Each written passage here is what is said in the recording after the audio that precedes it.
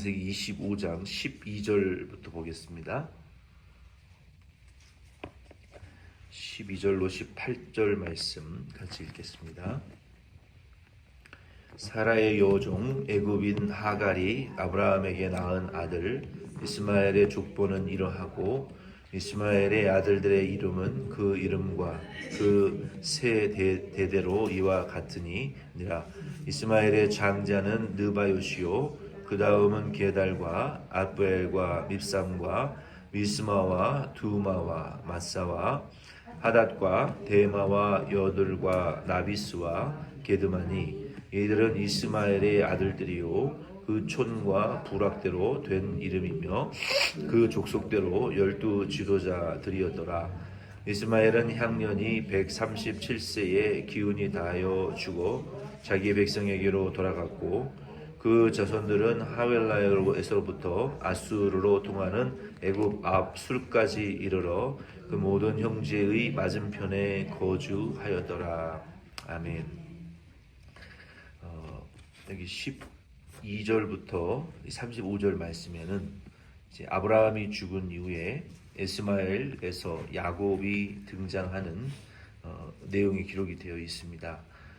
12절로 18절 말씀은 이스마엘의 기사에 대하여 기록이 되어 있는데 창세기는 네 가지의 기사와 네 명의 인물에 대한 기록이라고 제가 지난주에 말씀을 드렸는데 아브라함, 이삭, 야곱, 요셉 이 네 사람에 대한 기록이 주로 나와 있습니다.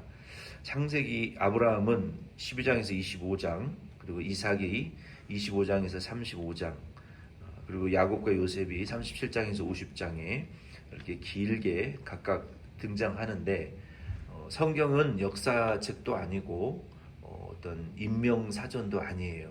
어떤 뭐 지리학서도 아니고 근데 본문에 보면은 이스마엘이 어느 땅에서 자녀를 낳고 또 어떻게 살다가 죽었다라는 이 인물전에 대한 내용이 기록되어 있는 것처럼 보이지만 이 내용은 아주 짧은 내용입니다. 아브라함이나 이삭과 요셉, 야곱에 대한 기록이 긴 것에 비하여 이 이스마엘의 기록은 이게 짧은 이유는 하나님의 구원의 역사에 쓰임을 받은 인물들에 대한 기록 중심으로 성경이 기록이 되어 있어요. 그러니까 아브라함과 이삭과 야곱과 요셉은 하나님의 구원하시는 그 구원의 운동에 그 역사에 쓰임을 받았기 때문에 그들에 대한 중점적인 내용이 기록이 되어 있지만 이스마엘에 대한 역사는 아주 짧습니다. 본문 1절로 12절로 18절에 대한 내용이 전부예요. 그러니까 총 6절밖에 기록이 되어 있지 않아요.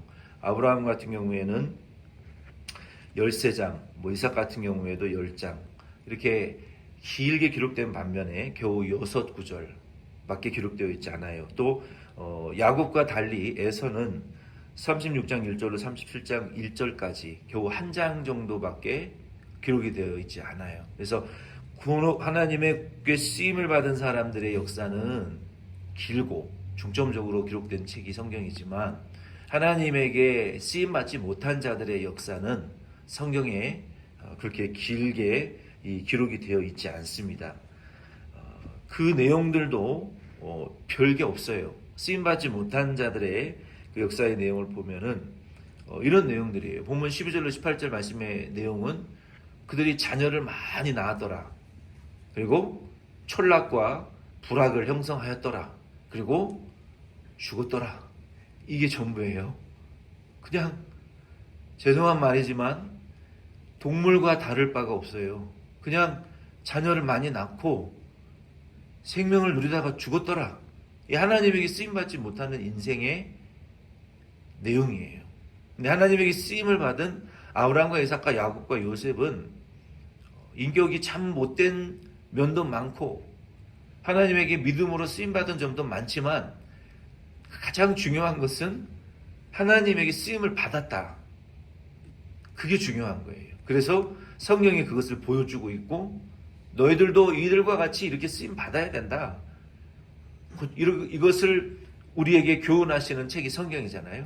그러나 하나님에게 쓰임을 받지 못했던 이스마엘이나 에서는 그냥 본능에 충실한 인생을 살다가 하나님에게 쓰임받지 못하고 죽었다. 이 내용이 전부라는 거예요.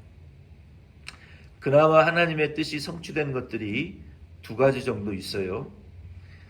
이스마엘에 대한 하나님의 예언은 사라를 통해서 창세기 16장 12절에 예언된 말씀이 하나 있어요. 그것은 무엇이냐면은 이스마엘은 형제들과 하는 인생이 될 것이다. 그러니까 형제들과 하나 되지 못하고 형제들끼리 서로 다투고 서로 대적하고 서로 원수처럼 죽이려고 하는 형제의 삶을 살게 될 것이다 라는 예언이 이스마엘에게 성취되었어요.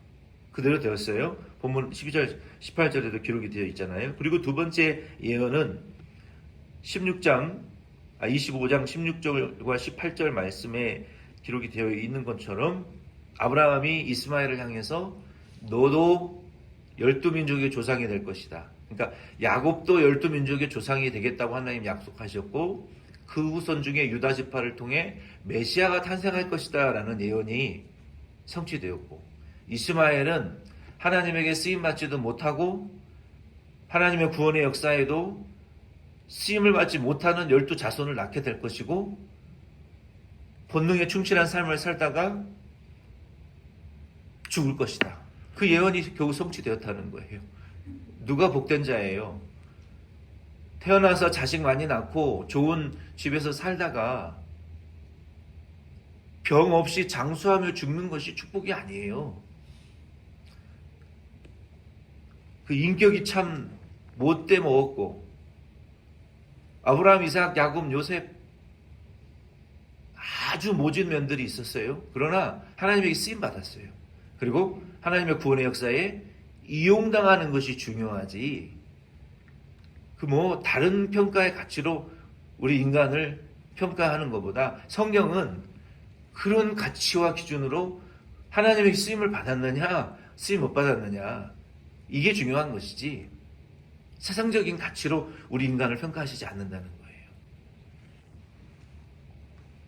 결국 이스마엘도 12민족의 조상이 되었고 그리고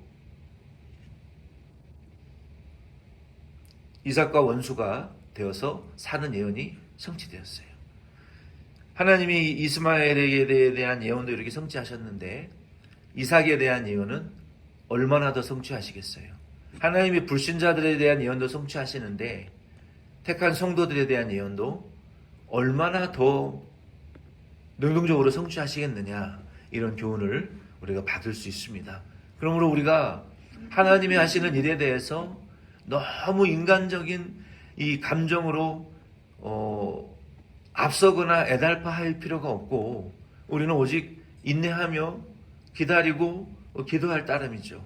그래 하나님이 이스마엘과 같은 자에게는 이스마엘에게 대한 예언을 이루실 것이고 이삭에 대한 자들에게는 이삭에 대한 예언과 같이 불신자들에게는 불신자들에 대한 말씀을 이루실 것이고 믿는 자들에게 대해서는 믿는 자들에 대한 말씀을 성취하실 것이다라는 것을 우리는 믿어드리면 되는 거예요. 19절로 21절을 우리 같이 읽겠습니다. 19절에서 21절 읽습니다. 아브라함의 아들 이삭의 족보는 이러하니라. 아브라함이 이삭을 낳았고 이삭은 40세에 리브가를 맞이하여 아내를 삼았으니 리브가는 밧단 아람의 아람 족속 중 부두엘의 딸이요 아람 족속 중 라반의 누이였더라. 이삭이 그의 아내가 임신하지 못하므로 그를 위하여 여호와께 간구하매 여호와께서 그의 간구를 들으셨으므로 그의 아내 르브가가 임신하였더니. 아멘. 여기 19절로 21절에는 이제 이삭에 대한 기사가 이제 나오기 시작합니다. 이삭이 리브가를 아내로 맞이했을 때 믿음으로 이 아내를 맞이했어요. 근데 하나님께서 참 아이러니한 것은 하나님의 구원의 역사를 이루실 때 그냥 이루시는 적이 항상 없다는 거예요. 결혼을 하고 아내와 남편이 되었기는 했지만 19년 동안 자녀를 잉태하지 못했어요. 하나님이 도대체 왜 그런 어려운 시련을 주시는 걸까요? 아브라함에게도 세상을 구원할 후손의 씨를, 아들 하나를 주시겠다고 하시더니 정말 오랜 동안 연단하시고 인내하게 하신 이후에 더 이상 소망할 것도 없고 아브라함과 사라 스스로가 자기 자신들의 인생을 참 허무하게 여기고 잘못 살았다라고 스스로 한탄하는 단계, 그 믿음의 단계가 아니었거든요. 낙심하는 단계에 이르러서까지 결국 다 포기하고 될 대로 되라는 식으로 살아가던 아브라함과 이 사라에게 하나님이 그런 상태에서 약속을 이루시고 도리어 믿음을 회복시키신 하나님이거든요. 그리고 하나님 그러한 과정을 이 이삭의 가정에게도 동일하게 행하시더라는 거예요. 왜 그러시는 걸까요? 하나님께서 왜 우리를 그렇게 실망시키시고, 왜 우리를 그렇게 좌절시키시고, 왜 우리를 그렇게 절망에 빠뜨리시고 자포자기하게 하시고 도저히 말할 수 없는 그러한 도탄의 환경에 우리를 빠뜨리게 하시는 이유가 뭘까요? 하나님께서 스스로. 그 이유를 우리가 100%알 수는 없지만 그러한 과정이 있다는 거예요. 우리의 인생에, 가정에, 그리스도인의 삶 속에.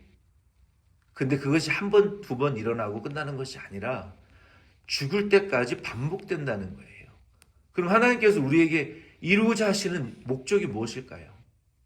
분명히 하나님의 뜻이 있는데 우리가 그 하나님의 뜻을 이루도록 전적으로 오직 인간의 그 선한 가치라는 것은 일도 바라보지 않고 전적으로 하나님의 행하심을, 은혜의 의지함을 요구하신다는 거예요. 너희들로부터 나오는 것이 아니다. 너희들의 착함과 선함으로부터 내가 그것을 근거로 내 뜻을 이루지 않는다. 돌들로라도 내가 내 뜻을 이룰 수 있다. 너희들은 잠잠히 여호와만 바라보고 여호와의 구원을 바라보고 따라와라. 너 스스로 조금도 일도 너의 의로움과 진실함, 너희들로부터 뭐가 나오는 것을 기대하지 말아라. 너희들은 죄인이다. 그걸 우리에게 깨달으라고 하시는 거예요. 오직 여호와만 바라보라. 19년 동안이나 기도하고 바랬지만 자녀가 없었어요. 본문에 이삭이 여호와께 간구함에 그의 간구를 들으셨으므로 그의 아내 리브가가 임신하였다라고 했어요. 물론 리브가도 기도 안 했겠습니까? 했겠죠. 근데 왜 성경은 이삭의 기도에만 집중하고 있냔 말이에요. 구약시대에는 이 하나님의 축복권을 받은 그 한 사람을 통해서 하나님의 역사와 구원이 이루어지는 것을 우리에게 보여주시는데, 그것은 장차 예수 그리스도 안에서 하나님의 구원의 약속이 이루어질 것을 우리에게 보여주시는 하나의 어떤 상징과 같은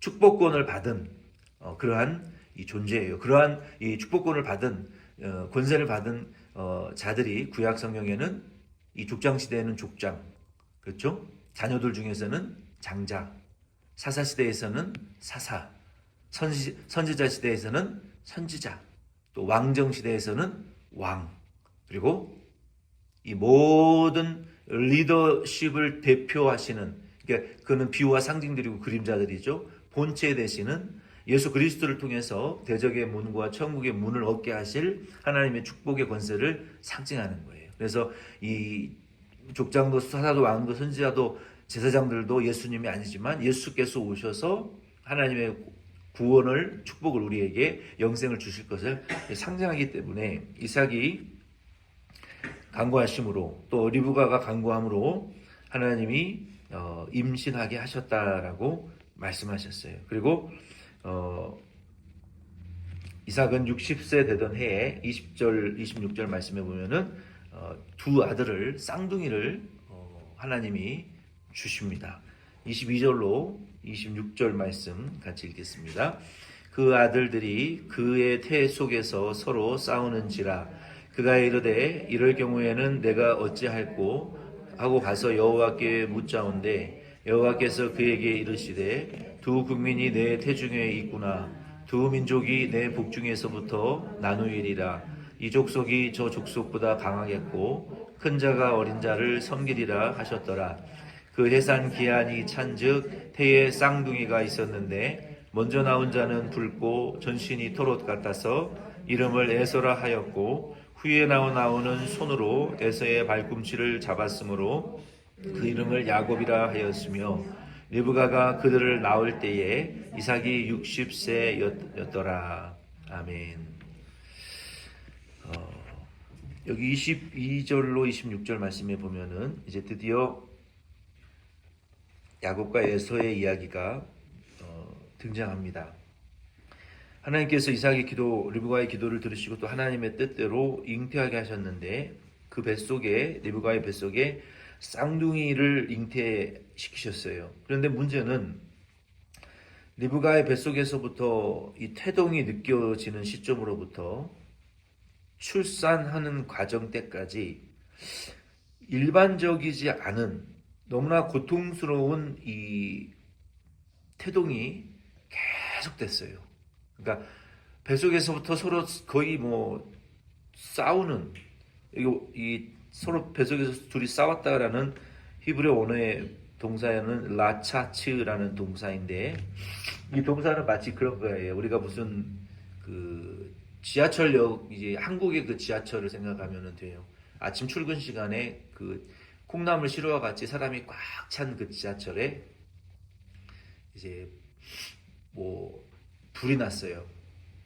근데 그걸 알고 사람들이 그 출구를 향해서 다 몰려들어서 서로 빠져나가려고 아웅다웅 치고받고 밀치는 아웅다웅하는 상태. 그게 이 라차츠라는 언어의 의미예요. 그러니까 이 리브가의 뱃속에서 야곱과 에서와 야곱이 서로 많은 공간을 차지하려고 밀치고 서로 갈등하고 물고 뜯는 이런 그런 이 난리가 뱃속에서 24시간 계속되고 이 고통을 리브가가 이제 견디기가 어려워서 그래 도대체 뱃속에 있는 아이들이 잘못된 거 아닌가? 도대체 이게 무슨 일이 일어나고 있는지 너무나 고통스러워서 22절에 보니까 리브가가 여호와께 물었다라고 기록이 되어 있어요. 그러니까 여호와께 물었다라고 하는 것은 구약에 선견자에게 찾아갔다라는 의미예요.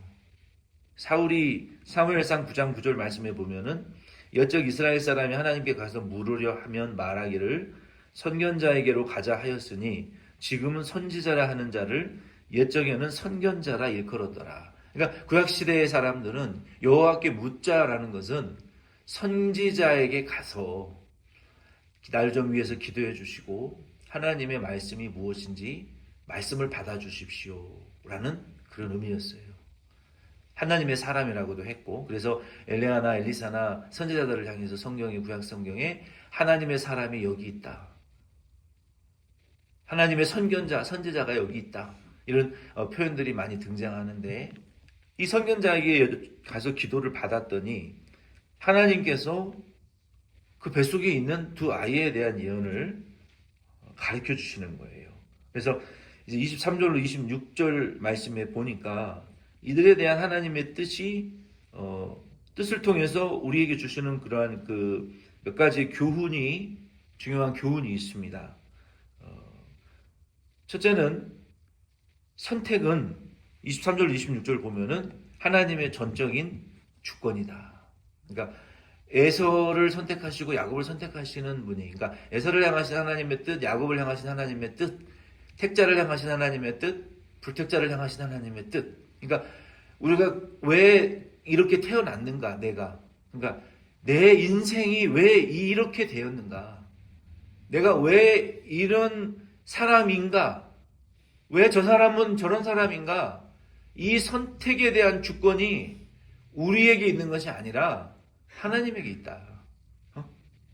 그래서 우리가 현실에 대한 불평이 곧 하나님에 대한 불평이라는 것은 그렇게 되게 하신 분이 하나님이다라는 것을 믿는 것이 믿음이라는 거예요. 모든 결정과 선택은 주권이 하나님에게 있다라고 믿는 것이라는 거예요. 하나님이 에서와 야곱을 그렇게 에서가 에서 같은 사람 되게 하신 게 하나님 그렇게 하신 거잖아요. 그렇죠? 에서가 그렇게 원해서 태어난 거 아니에요. 그렇죠?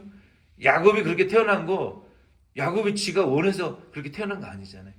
하나님 그렇게 태어나게 하신 거예요. 그렇죠? 그러니까 우리도 우리 자신도 남에 대한 판단도 하나님 그렇게 하셨구나. 그 뭐 진흙이 토기장이한테 발버둥 치고 대항하고 따질 수 있어요? 못하잖아요. 그렇게 빚어놓으신 분이 하나님이잖아요. 그렇게 만들어 놓으신 분이 하나님이니까 어쩌겠어요. 하나님의 주권을 인정하고 따라야 되는 거겠죠. 하나님이 이 에고섭과 야곱의 사건을 통해서 우리에게 그렇게 말씀하고 계시는 거예요. 이들을 향한 하나님의 뜻은 뭡니까? 야곱이 에서보다 강할 것이고 큰 자가 어린 자를 섬겨야 된다. 이게 내 뜻이다. 그대로 해야 되는 거예요. 먼저 태어났어도 하나님이 쓰임받는 자에게 복종해야 되고 하나님이 붙들고 일하시는 사람에게 순종하고 따라야 복을 받지 대적하고 반대하면 에서처럼 돼요. 그게 하나님 뜻이니까 주권이니까 그걸 따라가야죠. 그래서 로마서 9장 10절로 16절 말씀에 보면은 하나님이 그렇게 말씀하셨잖아요. 그 자식들이 아직 나지도 아니하고 무슨 선이나 악을 행하지 아니한 때에 택하심을 따라 되는 하나님의 뜻이 행위로 말미암지 않고 오직 부르시는 이로 말미암아 서게 하려 하사. 그럼 하나님 에서는 왜 이 은혜를 안 주시고 안 쓰시고 야곱은 왜 은혜를 주시고 왜 택하셨습니까? 그렇게 반문할 수 있잖아요. 로마서 9장 16절은 이렇게 말하고 있어요. 그런즉 원하는 자로 말미암음도 아니요 다른 박질하는 자로 말미암음도 아니요 오직 긍휼히 여기시는 하나님의로 말미암음이니라. 우리도 야곱처럼 쓰임 받고 하나님의 축복받는 자처럼 되고 싶으면 하나님의 은혜와 긍휼을 힘입으면 되는 거예요. 그러면 하나님이 은혜와 긍휼에 따라서 쓰실 것이고 하나님의 은혜와 긍휼을 입지 못하면 안 쓰시는 거예요. 에서는 붉고 전신이 털옷 같아서 그의 거주지 에돔과 세일이라는 땅에 살게 되었고 그 이름과 지역이 연결되어져요. 그리고 야곱은 이 발 뒤꿈치를 붙잡는다라는 의미예요. 근데 우리가 이 원래의 원어의 진짜의 의미는 하나님이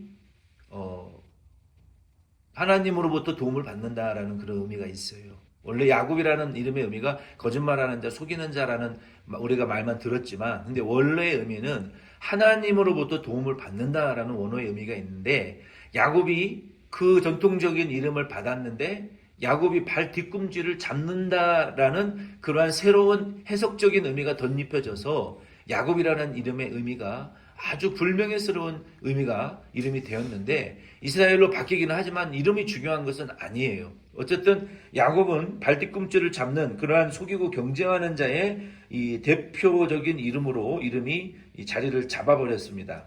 그래서 우리 27절 여기까지만 하고 다음 주 또 더 나눌 텐데 어쨌든 우리 에서와 야곱을 통해서 이 하나님의 이 주권에 대한 면을 우리는 좀 다시 한번 생각하시면서 하나님이 우리의 그 출생, 어떤 민족, 어떤 인종, 그리고 어떤 부의 분배, 그리고 우리가 태어난 환경에 대한 모든 판단, 삶에 대한 어떤 판단 이런 것들이 우리가 제일 중요한 것이 하나님이 주권적으로 이렇게 하셨고 거기에는 반드시 하나님의 목적이 있고 우리가 하나님 안에서 회복되어지면 모든 것이 축복으로 바뀔 수 있다라는 하나님의 그 주권이 거기 안에 담겨져 있다라는 것을 관점으로 이런 성경적인 믿음의 세계관으로 우리의 삶과 현실을 받아들이면 축복이 되지만 에서와 같이 결정론적이고 결정론적인 세계관으로 살아가면 결국은 실패하게 된다. 이 하나님의 주권 중심의 믿음을 우리가 오늘 아침에는 좀 묵상을 이 두 야곱과 에서를 통해서 하면서 우리가 26절 말씀까지 오늘 말씀을 마치겠습니다.